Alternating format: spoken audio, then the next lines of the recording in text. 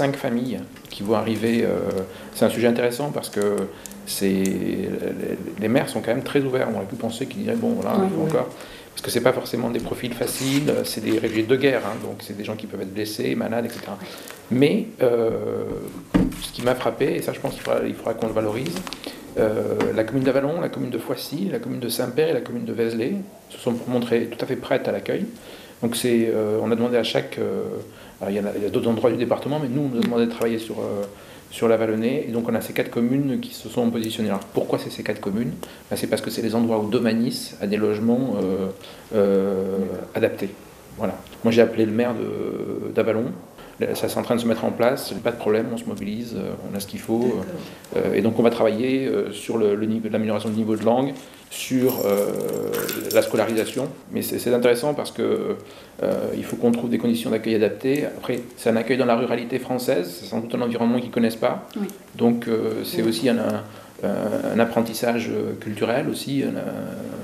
Mais on a finalement un secteur très accueillant, mais qui ne me surprend pas.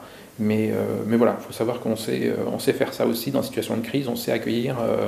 Donc c'est des gens qui sont réfugiés, qui ne sont pas en attente de statut, ils sont réfugiés syriens. Et, oui, ils ont déjà le statut. Ils ont déjà le statut, ils sont réfugiés, mais il faut maintenant favoriser leur intégration. Et donc eux, la priorité, c'est la scolarisation des enfants. Et donc on y travaille. C'est vraiment la capacité de l'arrondissement, du territoire à s'organiser, en fait, à pas dire « ah oui, mais non, nous on ne sait pas faire », etc. Et puis bon, les gens voient aussi le côté positif d'avoir une nouvelle population, des nouveaux enfants qui viennent grossir les effectifs, donc voilà, créer un peu de nouveauté, du mélange, enfin voilà, ça je crois qu'il faut aussi le mettre à l'avant parce que c'est pas forcément simple, hein, ni pour ceux qui viennent, ni pour ceux qui reçoivent, mais pourtant ça a été spontané. Le maire de Saint-Père, par exemple, s'y prépare depuis pas mal de temps. À Vézelay, il y a une très grande ouverture aussi à accueillir du monde. Les gens sont prêts, voilà, à diversifier la population, ça c'est intéressant. Et on a des logements pour. Voilà, c'est vraiment des logements adaptés avec la taille qu'il faut. Parce que l'avantage du rural, c'est qu'on a beaucoup de disponibilité en logement. On ne peut pas dire que ça soit ultra tendu. Hein, les gens n'ont pas forcément de mal à trouver quelque chose où se loger. Donc, au contraire, ça permet justement là aussi de valoriser le patrimoine et d'accueillir de nouvelles familles. Donc, on a déjà pas mal de MNA aussi. Alors les MNA, c'est encore différent. Là, c'est l'arrivée de mineurs non accompagnés. Là, c'est plus une gestion de l'accueil parce qu'il faut déjà les mettre dans les bonnes procédures, etc. Ça, c'est plutôt au niveau d'Auxerre que c'est géré. Mais oui, il y a différentes voies d'arrivée. Mais ensuite, bon, là, c'est un traitement administratif. Les gens qui peuvent légitimement prétendre à des droits, ceux qui ne peuvent pas y prétendre. Mais là, c'est encore une filière autre. C'est-à-dire c'est des gens qui sont, on va dire, au début du parcours et dont il faut clarifier la situation et la prise en charge. Donc il faut que vraiment tous les services soient mobilisés là-dessus. Mais on a beaucoup de services ici. L'association Enfance et Jeunesse, c'est ça, qui est un peu le service un peu pivot là-dessus avec le conseil départemental. Mais là, je dirais, on est encore au début du processus. Là, on est vraiment chez des familles, donc pas des individus ou des mineurs. Là, c'est des familles, et des familles qui ont déjà le statut de réfugié, donc qui sont dans une phase là, maintenant d'intégration plus officielle, plus régulière. Dans les autres gros dossiers, j'avais noté Sainte-Magnance. Oui, ça fait partie des quelques sites d'élection qu'on suit. Donc on suit ça. C'est important cet aspect-là aussi parce qu'il convient aussi de ne pas décourager les vocations à la prise plus globalement par rapport spécifiquement au-delà de la question de Sainte-Magnance. L'idée c'est vraiment que ce qui est important pour nous, parce que les élus c'est très important pour le déploiement des politiques publiques. Et c'est très important pour nous aider dans l'action qu'on mène. C'est un partenariat. On les aide pour leur faciliter la vie. Ils nous aident aussi pour déployer les politiques publiques dans les meilleures conditions. Mais c'est vrai que se pose très régulièrement la question de savoir si, dans la ruralité, dans les territoires ruraux, on arrive à susciter suffisamment de vocation pour prendre ces fonctions. Les gens deviennent de plus en plus âgés, ils n'ont pas forcément la technicité ou l'appétence pour ces questions-là, et on se pose toujours la question, quand les gens démissionnent, ils démissionnent pourquoi? Et quand ils ne s'engagent pas, pourquoi ils ne s'engagent pas? Pourquoi ça ne marche pas? Et donc, c'est un indicateur qu'on suit de près, parce que pour nous, c'est très important de sentir un peu le moral des maires. Vous voyez ce que je veux dire, hein? Parfois, ils se questionnent, ils doutent, la complexité de la réglementation, les difficultés politiques aussi. Ils sont réticents. Il y a une réticence. Il y a des gens qui arrivent avec beaucoup d'enthousiasme et puis après qui se rétractent en disant mais je ne pensais pas que c'était aussi compliqué. Donc ça, c'est vrai que l'engagement politique local, alors je dis politique entre guillemets, c'est-à-dire c'est pas forcément de l'engagement politique partisan, c'est de l'engagement politique au sens premier, c'est-à-dire au service de la cité. Ça, on essaie de le cultiver beaucoup parce que je note bien, je ne peux pas être aveugle au fait que y a des maires qui m'indiquent qu'ils doutent, ils trouvent que c'est trop lourd, ou ils ont fait déjà plusieurs mandats mais ils veulent arrêter, etc. Donc c'est pas le problème qu'ils arrêtent, mais comment se prépare la relève et comment se préparent les nouveaux profils. Parce qu'il faut accepter que c'est de plus en plus compliqué. Alors, il y a aussi un partage des tâches entre communautés de communes et mairies qui évolue. Au-delà de l'aspect réglementaire, ce qui est important pour nous, c'est qu'ils se sentent soutenus, qu'ils ne se sentent pas tout seuls dans leur mairie, avec une secrétaire qui est là 2 jours par semaine, et eux qui travaillent à côté ou pas d'ailleurs. Voilà, ça c'est très important. On disait que c'était de plus en plus compliqué d'attirer des gens dans les conseils. Est-ce que d'ici quelques années, on arrivera à fusionner des communes pour... Alors ça, c'est un vrai sujet. Les gens, c'est vraiment une question intéressante parce que c'est même quasiment une question qui se pose depuis la Révolution française en réalité. On se pose la question de savoir, d'abord, s'il y a trop de communes, mais trop de communes par rapport à quoi ? Il faut des communes là où il y a des gens, donc s'il n'y a plus de gens, ça ne se justifie plus. Mais si on regroupe, on regroupe qui et comment ? Alors les gens vont vous dire, mais il faut regrouper par bassin de vie, c'est-à-dire le plus logique sur le territoire. Le problème, c'est que vous êtes obligé aussi de faire par affinité. Parce que les maires, il faut qu'ils acceptent de travailler ensemble. Bien sûr.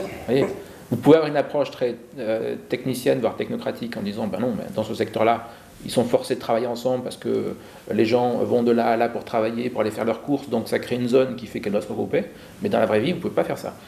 On pourrait dire, par exemple, comme on le pensait il y a quelques années, pour le Vézelien, 18 communes, une commune. Voilà. Bon, voilà, vous voyez. En théorie, il y a une cohérence. Mais jamais personne ne s'amusera à l'imposer parce que ça n'a pas de sens. Il faut que les gens aient envie de travailler ensemble. C'est pour ça que nous, on utilise des voies un peu plus indirectes pour faire naître, favoriser l'émergence de cette logique de territoire par des projets comme l'OGS, par exemple. On dit aux gens, bon, vous ne voulez pas vous regrouper juridiquement ? Ok, vous ne voulez pas fusionner, machin.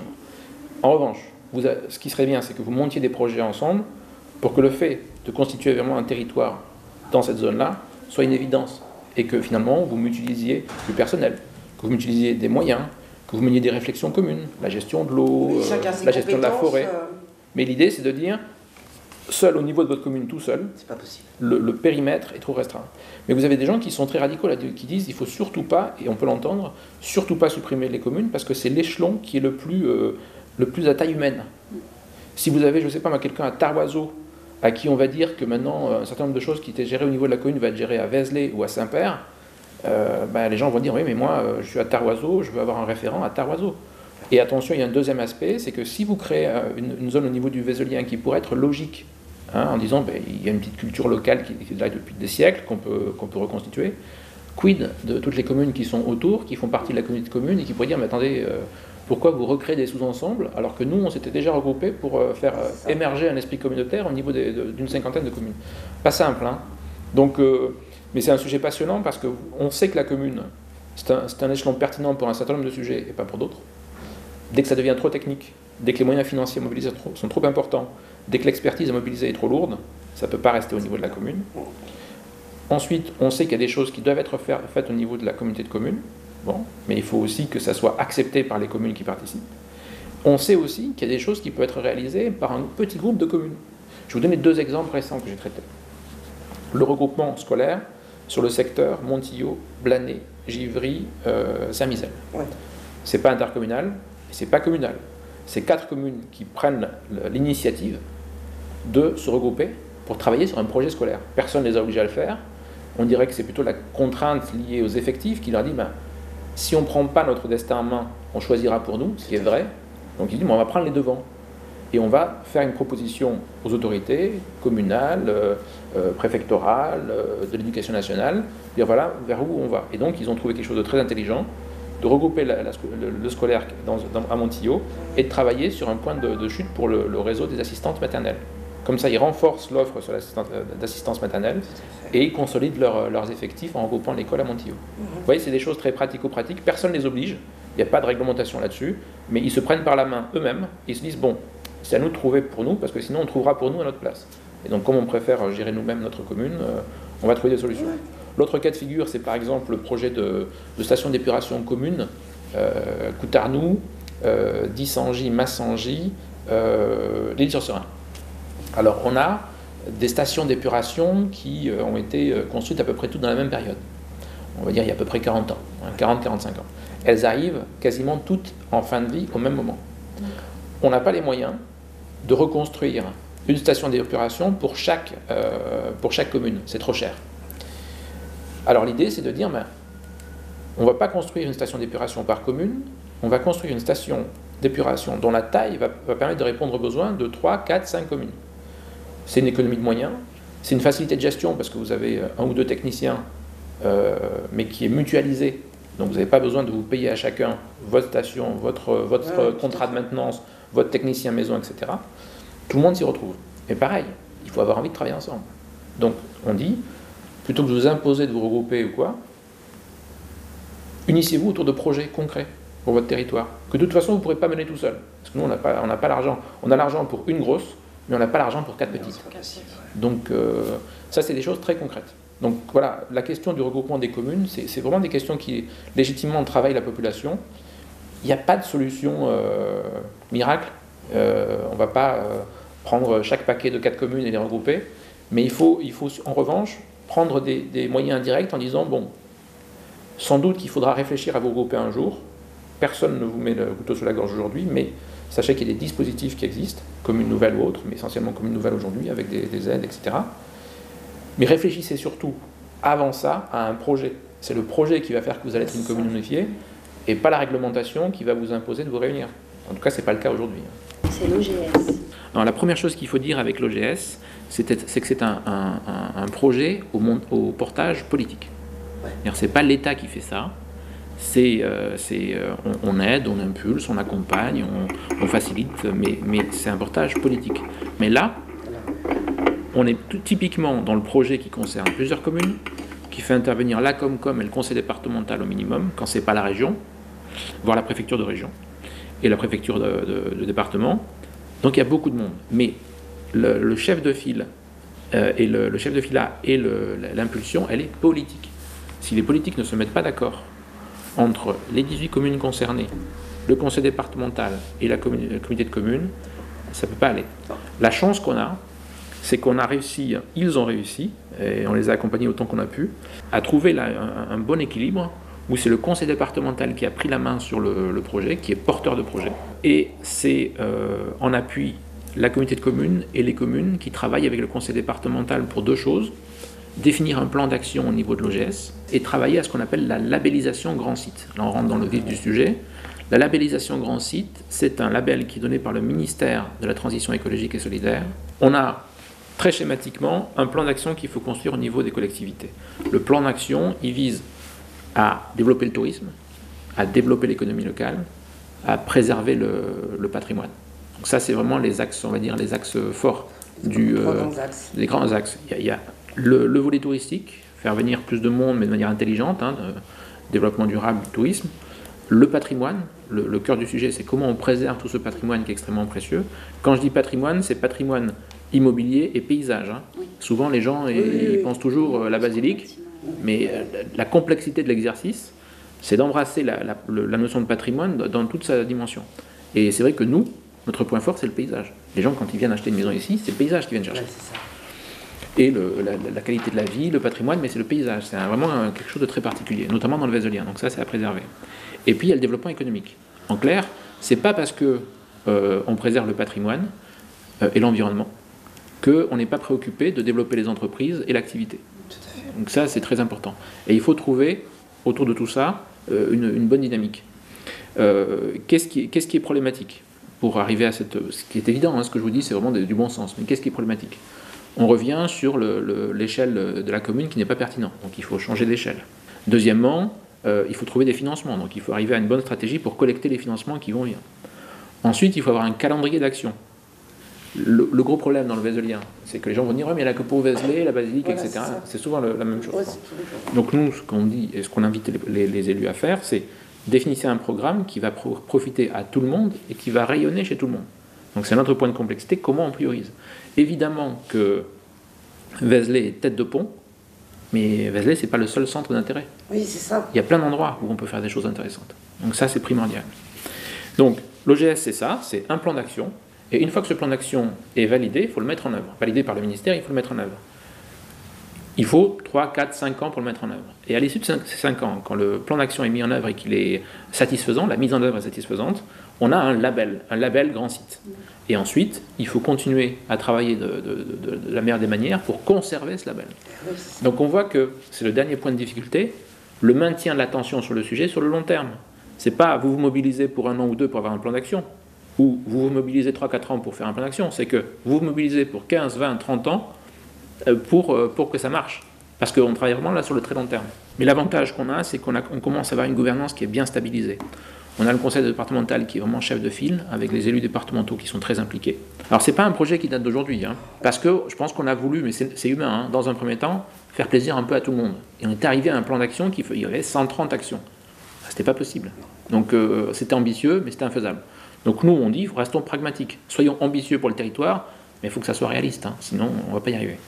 Donc on est arrivé à 25 actions identifiées, avoir un plan d'action beaucoup plus resserré sur un groupe d'actions phares, qui profite à tout le monde, et qui soit financièrement et techniquement réaliste. Parce qu'une action, c'est bien d'en définir, mais qui va la porter? Qui va la financer? Qui va l'évaluer? Qui va la suivre? Il faut du monde pour ça. Donc il faut être modeste, parce qu'on ne peut pas tout faire, mais en même temps, il faut être un peu ambitieux pour le territoire. Ensuite, il y a une autre difficulté, mais qui est plus psychologique. C'est que les gens nous disent, bon, c'est très bien, l'OGS, tout ça, la mobilisation, le patrimoine, mais nous, on ne veut pas que notre vie, elle change non plus. Nous, on aime bien notre tranquillité, mais il faut l'entendre aussi. C'est qu'ils disent, nous, on veut bien progresser, mais on ne veut pas qu'on change ce pourquoi on est là, et on vit là, et on est heureux d'être là. Il faut garder ce qui fait vraiment la spécificité de notre région. En même temps, il faut aussi trouver de nouvelles activités, parce que les gens veulent garder leurs écoles, mais ils ne les garderont pas s'ils ne donnent pas du travail aux gens. Donc il faut... on a une chance extraordinaire ici, c'est qu'on est à la campagne avec des grosses entreprises, qui sont très attachées au territoire. Mais c'est exceptionnel. Il faut trouver un relais. Elles ne seront peut-être pas toujours là, ces entreprises. En revanche, si on trouve un relais avec le tourisme et le développement touristique, on a quelque chose de beaucoup plus pérenne. C'est-à-dire qu'on va trouver de nouvelles ressources, de nouveaux flux, et surtout une nouvelle visibilité. Lyon est très mal connu. Lyon est très mal connu au niveau touristique. Je ne sais pas pourquoi, mais c'est comme ça. Il faudrait s'interroger sur les raisons, mais c'est très mal connu. Et la Vallonnée, encore moins. Heureusement qu'il y a Vézelay. Les gens connaissent un peu le Morvan, mais on n'est pas très très bon dans la valorisation de ce qu'on fait. Mais en même temps, c'est vrai que les personnes ici localement, et je le comprends, ne veulent pas qu'on bouleverse leur quotidien. Ils disent, on n'est pas fermé au monde, on n'est pas fermé à la modernité, on n'est pas, on ne veut pas rester dans nos difficultés, etc. Mais on ne veut pas que ça soit bouleversé. Donc là, la complexité de l'exercice. Et il faut trouver l'équilibre. Il faut qu'on se développe, mais il faut que les gens ils aient toujours le sentiment qu'ils sont chez eux, qu'ils ne sont pas dépossédés de leur avenir, de leur destin, de leur choix, etc. C'est pas simple. Il faut trouver un programme d'action, il faut trouver des financements, il faut trouver les bons acteurs, les bons pilotes. Et c'est vrai que ça maintenant on l'a, avec un conseil départemental en appui avec la communauté de communes qui travaille bien là-dessus. On travaille dans ce qu'on appelle un pacte de gouvernance. Et puis des communes en soutien, les communes du Vézelien, qui apportent leur contribution et qui ont aussi leur mot à dire, puisque ça concerne directement leur territoire. C'est ça. En ayant vu du patrimoine d'exception réhabilité, en ayant rencontré des gens nouveaux, vu des paysages magnifiques, etc. etc. C'est vraiment ça l'idée. Et que ça soit et qu'après ils diffusent ça en disant oui, la Vallonnée, Lyon, il faut y aller parce que. Nous, on a la confluence à la fois du vignoble d'exception, des paysages d'exception, la forêt avec le Morvan, et puis les grands axes, Auxerre, Dijon, Lyon, Paris. Bon, c'est vrai que tout ça, il faut le valoriser. Et maintenant, parking de covoiturage. Et le parking de covoiturage. Mais ça aussi, c'est bien, parce que ça montre qu'on sait s'adapter. Ça blesse. On sait s'adapter. On sait s'adapter parce que les gens disent, voilà, on veut covoiturer, localement, on s'adapte. Et donc nous, on contribue financièrement à tous ces projets parce que dès qu'ils sont pertinents, dès qu'ils structurent le territoire, on met de la DETR ou d'autres sources de financement. Pour l'aide, pour les subventions État, nous, on donne la priorité aujourd'hui aux projets structurants. C'est pas qu'on ne va pas donner de l'argent pour refaire une toiture ou autre, mais si on peut regrouper l'argent, faire des opérations assez fortes, aussi bien dans le Tonnerrois que dans la Vallonnée, pour soutenir des projets de développement, des projets structurants ou à levier, c'est-à-dire qui vont avoir un rayonnement au-delà de la zone sur laquelle on le fait. Par exemple, quand on met de l'argent dans la piscine d'Avallon, on sait que c'est un équipement qui va servir au-delà de la Vallonnée. Au-delà de l'Avallon et au-delà de la Vallonnée. Quand on aide à des projets sur le Tonnerrois, on réfléchit à un projet de plateforme multimodale au niveau de la gare de Tonnerre, par exemple, ou au parc écologique de Viro. Ça, c'est des choses dont on sait qu'elles vont avoir un impact bien au-delà des communes qui sont concernées. C'est quelque chose qui est important, et donc on investit beaucoup là-dessus. Et les élus, maintenant, ils le savent. Ils savent que c'est pas juste un guichet pour avoir des subventions, c'est un moment, la recherche de subventions, c'est un moment pour construire des projets ensemble. Parce que les projets, il y a le financement, mais il y a aussi l'appui technique après. C'est-à-dire pour les monter, il faut mobiliser les services de l'État, etc. Donc le financement, c'est juste un bout d'une logique qu'on va mettre en place pour les aider globalement, en les orientant vraiment vers les projets les plus structurants. C'est-à-dire, une salle des fêtes, ok, il faut la faire, mais est-ce que tout le monde a besoin de sa salle des fêtes? Est-ce qu'on ne peut pas mutualiser? Est-ce qu'il faut la refaire tous les ans? Enfin, oui, il y a un moment, on peut peut-être mutualiser des choses, et en même temps, cet argent qu'on préserve, eh bien, on le met sur des choses à développement économique. Soutenir le développement d'un commerce, une installation de boulangerie, restructurer un centre-ville. C'est-à-dire, quand vous avez des commerces qui sont trop à l'étroit dans la structure où ils sont, trouver des espaces plus larges qui facilitent la déambulation des clients et qui mettent côte à côte des services ou des commerçants qui vont développer qui les primeurs, qui la boucherie, et les produits bio, etc. Enfin, qu'on ait le sentiment que tout ça est cohérent et travaille ensemble, dans des espaces qui sont faits pour mieux accueillir les gens. Et puis il y a des nouvelles générations aussi, je ne dis pas que les anciens n'avaient pas d'idées, c'est pas ça du tout, mais des nouvelles générations qui sont prêtes à innover et à trouver de nouvelles pistes.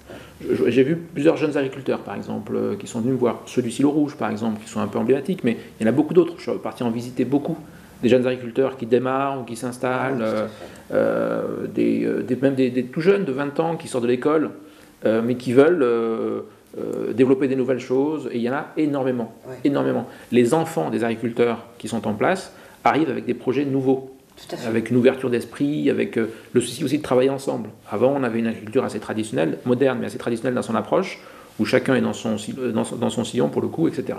Là, on a des gens qui montent des projets ensemble, qui viennent me voir en disant, voilà, moi je suis boucher, moi je fais du primeur, moi je fais ci, moi je fais du bio. Comment on a envie de travailler ensemble, il nous faut un endroit, il nous faut...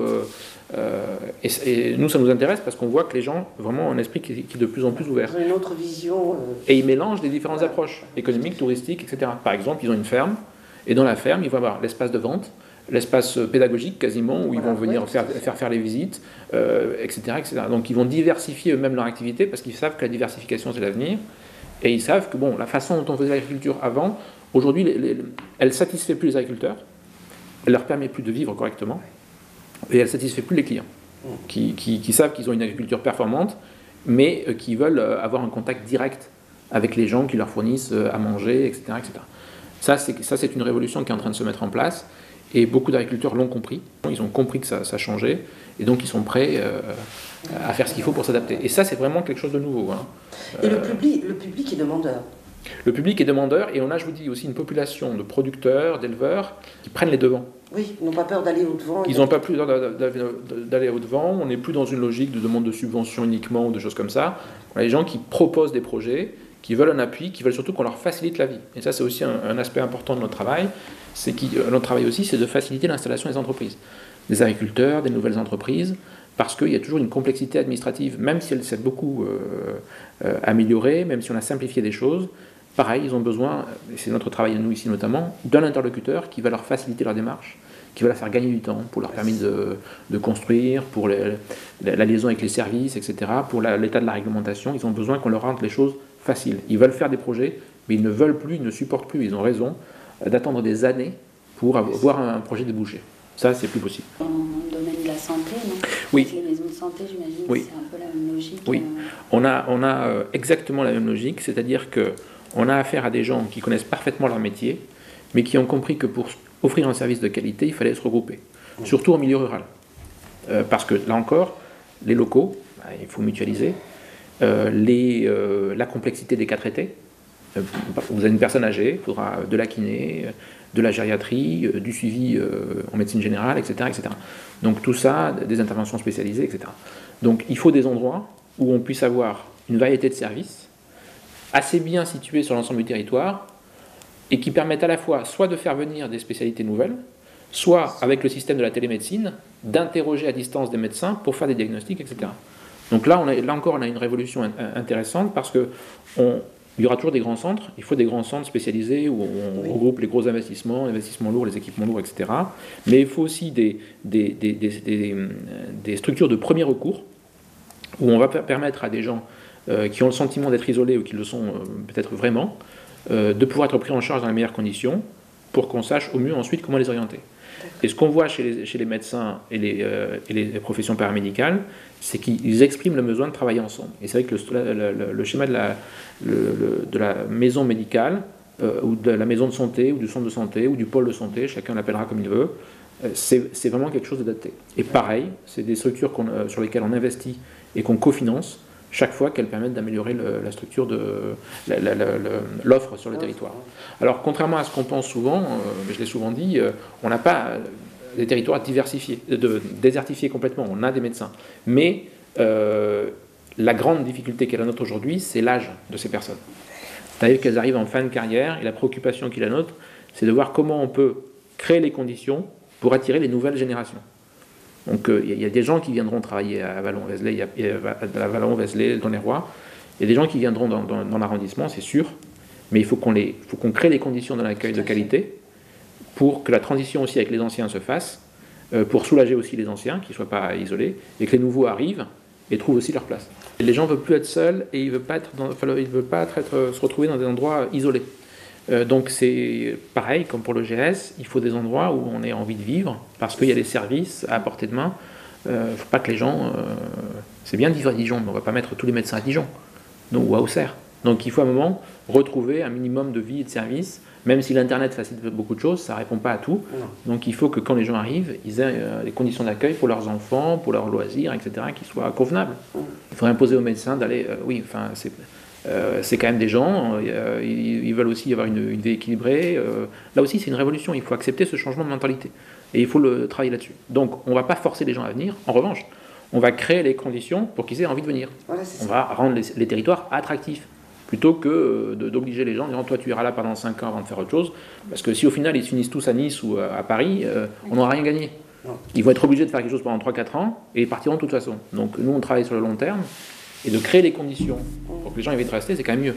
Que moi, ce que je vois depuis que je suis ici, c'est quand même des gens qui ont des idées, qui sont motivés, qui veulent restructurer, que ce soit aussi bien les élus que les entreprises ou les associations. On a plutôt des gens dynamiques. Enfin, moi, c'est ce que je vois. Hein. Bon, évidemment, il y a toujours ce discours de défaitiste sur la ruralité, mais moi, c'est pas ce que je ressens. Parce que j'ai suffisamment quoi m'occuper, si les gens viennent me voir, c'est qu'ils ont envie de faire des choses. Mais il faut les aider. Il faut les aider intelligemment pour que cette motivation ne soit pas déçue. Mais voilà, il faut relativiser cette idée d'isolement et c'est pas parce qu'on est dans la ruralité qu'il n'y a pas de développement possible. Au contraire, nous, on a que ça. Des pistes, on en a parlé depuis le début, on a que ça. Mais il faut que ça soit coordonné, intelligent, etc. Et que cette motivation qui est mise au niveau de chaque commune, elle se rencontre avec celle des autres communes. C'est ça. Tout le monde est parfait dans la gestion de sa commune, ça y a rien à dire. Mais il y a un moment, il faut accepter de faire émerger aussi des choses qui dépassent la commune. C'est pas forcément tout au niveau de la Comcom parce que c'est pas adapté. Apporter du renouveau. Hein. Voilà. Apporter du renouveau et puis se projeter. Voilà. Se projeter. Et surtout écouter les initiatives. Quand les gens viennent avec des initiatives, essayer de leur faciliter la vie autant que possible. Parce que c'est eux qui vont être le ferment du développement de demain. Ça, il ne faut pas le décourager. Oui, c'est la ruralité, mais c'est pas, il n'y a pas rien du tout, parce que, comme je l'ai dit, on a une terre qui rassemble à la fois des atouts touristiques, des atouts économiques, et beaucoup je l'ai souvent dit, mais c'est vrai, des pôles d'excellence, l'élevage, des éléments dans l'industrie. Enfin, on est en pointe sur beaucoup de choses. J'ai rencontré des entreprises. En l'occurrence, une entreprise que j'ai visitée il y a 1 an à l'Île-sur-Serein, mais il y en a d'autres, hein, je vous donne celle-là. Exceptionnel.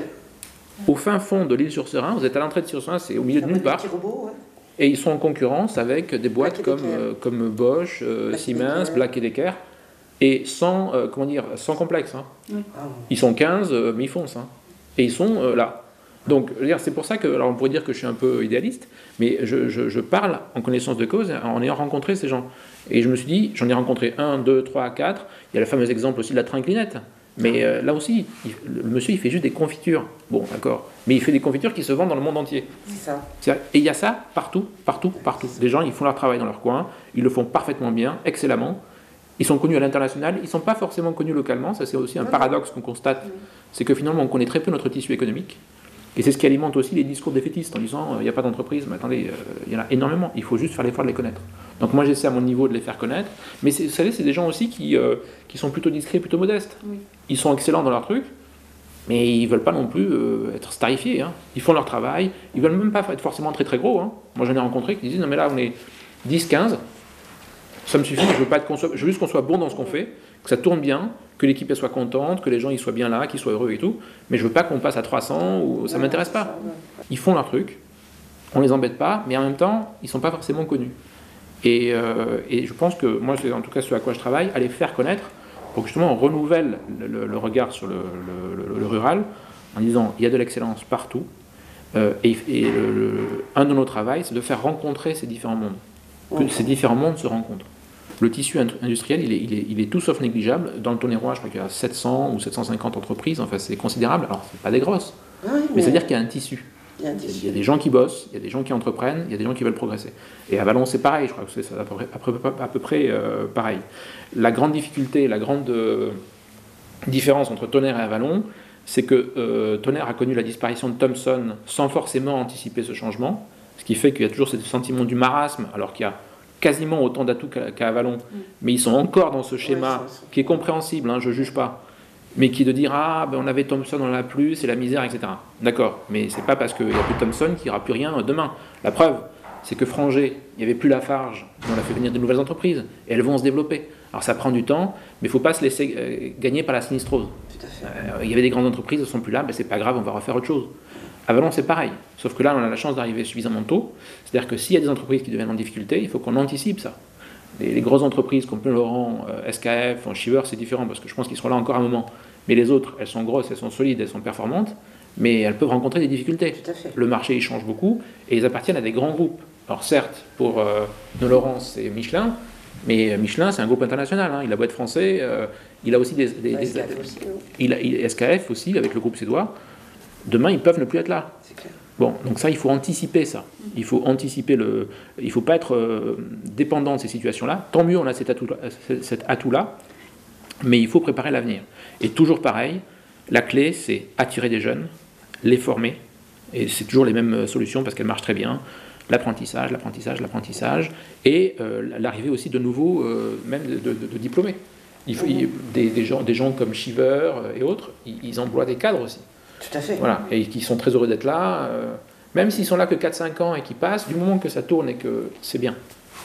Donc voilà, moi je pense que sur le plan du développement économique, il faut être beaucoup plus optimiste, pas l'optimisme BA, hein, mais dire manifestement il se passe des choses, et nous notre travail, elle est là la complexité, elle n'est pas de faire les choses à leur place, mais de les aider à faire toujours mieux, en leur limitant la complexité et les contraintes, et voilà, en leur facilitant la vie finalement. Le gros sujet, c'est pas tant de créer des entreprises, c'est d'éviter que les anciennes ne meurent. Et celles qui fonctionnent très bien. Tous ces menuisiers, tous ces chaudronniers qui ont très très bien marché, tous ceux qui travaillent dans la forgerie, etc. Qu'il y a une transmission qu'il y ait une transmission des compétences, et que les gens voient bien qu'il y a toujours un marché, qu'il y a toujours une demande, il y a toujours une demande d'excellence, toujours une demande de qualité, toujours. Après, il faut se faire connaître par contre. Ouais, c'est ça. Il y a faire les trucs dans son coin sans se faire connaître, donc il faut trouver des moyens de se faire connaître. Mais la trinclinette, c'est typique. Ouais, voilà. Une bonne idée, dans la Vallonnée, qui a essaimé au niveau international, un passage à la retraite, il faut assurer la reprise et la continuité. Un jeune est là sur place, il connaît bien le territoire, on reprend et on développe. Ça, c'est vraiment le schéma type. Donc vous voyez bien que c'est pas... Alors là, c'est un exemple, mais on peut les multiplier. Voilà. Donc le problème, c'est pas tant... Les gens vous disent, oui, mais il faut des entreprises. Non, commencez peut-être déjà à assurer la pérennité de celles qui sont déjà là, ça sera déjà pas mal. Et si en plus on peut se développer, ça sera encore mieux. Mais ne pas être défaitiste parce qu'il n'y a pas de nouvelles entreprises, de grosses entreprises qui s'installent. Les gens disent, oui, on voudrait que les grands groupes viennent à Vallon. Mais on n'a pas besoin des grands groupes forcément. En revanche, on a besoin que les grandes structures s'intéressent à des entreprises qui se développent, quitte à avoir des partenariats avec eux, avoir des projets en commun, ça c'est intéressant. On n'a pas forcément que les grands groupes s'installent ici, mais qui s'intéressent à ce qu'on fait, ça c'est bien. Donc il faut déjà commencer à bien consolider le tissu qui existe, pour que ce tissu, il se développe. Et pas attendre quelque chose de miraculeux qui ferait qu'un jour une entreprise décide et en vit. On a par exemple, le schéma type c'est l'espérance. L'espérance, on va dire, ah super, il y a la reprise de l'espérance. Mais les gens qui reprennent l'espérance, ils ne viennent pas là par hasard. Ils viennent parce qu'il y a déjà l'image de l'espérance, donc une mythologie, une histoire, un savoir-faire. Ils viennent dans un endroit qui est très particulier, qui a toujours été là. Bon. Donc ils ne viennent pas là par hasard, c'est pas un don du ciel pour le coup. C'est vraiment qu'il y avait déjà un terreau, il y avait déjà quelque chose, ils ont compris qu'il y avait un nouveau souci du ressourcement personnel, mais en même temps quelque chose de très grande qualité. Il manquait aussi d'une offre de très grand luxe, il faut le dire, de très grand niveau, parce qu'on avait beaucoup de choses très bien, mais on n'avait pas ce niveau de standing-là. Donc il y avait une offre, il y avait des gens qui pouvaient prétendre à ces services, donc il fallait leur offrir ce qu'ils voulaient. Il y a des gens maintenant qui sont prêts à dépenser beaucoup d'argent pour 2 jours, mais 2 jours où c'est parfait, quoi. Et eux, ils proposent ça. On ne veut pas 15 jours à l'autre bout du monde, on veut 2 jours en France, ou 2-3 jours en France, mais parfait. Ouais, voilà, ils vont venir à Vallon, ils vont venir à Vézelay, ces gens-là. Ils vont passer un super week-end, ils auront tout sur place. C'est ça, en fait, qu'il faut faire. Et vous voyez, il n'y a rien de miraculeux. C'est parce qu'il y avait déjà tout là qu'ils se sont intéressés à prendre la suite de Marc Menot. Vous voyez, il faut être très objectif, très, très pragmatique, mais pas, je dis, nous, on n'est pas du tout dans un discours défaitiste et il n'y a pas de fatalité sur ces questions de développement économique, ça c'est sûr. On est amené aujourd'hui à beaucoup de vigilance, hein, ça vous le savez, mais on ne veut pas non plus terroriser les populations. Donc il faut trouver là encore un équilibre. Sur le cas de Sentinelle, mais il n'y a rien d'extraordinaire à croiser un militaire qui fait son travail, qui fait juste la sécurisation. Aujourd'hui, quand vous rassemblez plusieurs centaines de personnes dans un endroit, vous ne pouvez plus, c'est triste mais c'est comme ça, le faire de façon anodine. Hein, donc, autre chose, sur cette question des présences des militaires, c'est le terrain qui commande. C'est-à-dire que si vous avez des militaires qui ne connaissent pas le site d'intervention qui va être le leur dans quelques mois, il y a quand même un problème. Donc nous, on est soucieux d'une très grande fluidité entre les corps. C'est-à-dire que entre les gendarmes, entre les services de sécurité, entre les polices municipales, entre les militaires, il faut que ça soit fluide. Il faut qu'ils aient l'habitude de travailler ensemble. Donc de temps en temps, il faut qu'on fasse travailler... Et on n'a pas 36 000 situations. On n'a pas les musicales de Vézelay tous les 15 jours. Bon, donc là on avait les musicales, on a mis très pragmatiquement un détachement sentinelle, parce qu'on veut que les gens aient l'habitude de travailler ensemble, que ça soit simple, que ça soit fluide, qu'ils se connaissent, voilà, que les commandements se connaissent, que tous ces gens-là, ils aient l'habitude. On sait que c'est la clé de la réussite. Quand vous avez une situation de crise, ça marche d'autant mieux que les gens se connaissent un peu, connaissent les méthodes et les pratiques. Alors on va dire oui, mais bon, Vézelay, est-ce que c'était pas disproportionné ? C'était pas disproportionné. Il fallait quand même que, maintenant, dès qu'il se passe quelque chose à Vézelay, il faut qu'on fasse attention. Mais il y avait aussi ce double intérêt d'avoir une population qui s'habitue à ce type de configuration, comme c'était le cas à Viviers, c'est pas nouveau, on l'a fait aussi à Viviers. Et à Viviers, les gens, ils n'ont rien dit. Bon. Peut-être qu'ils étaient un peu plus visibles, mais les gens à Viviers, ils n'ont rien dit. Et il faut qu'on prépare la Saint-Vincent. Et là, pareil, on ne peut pas imaginer une seconde qu'on dise non, mais on ne mettra personne parce que visiblement ça vous gêne.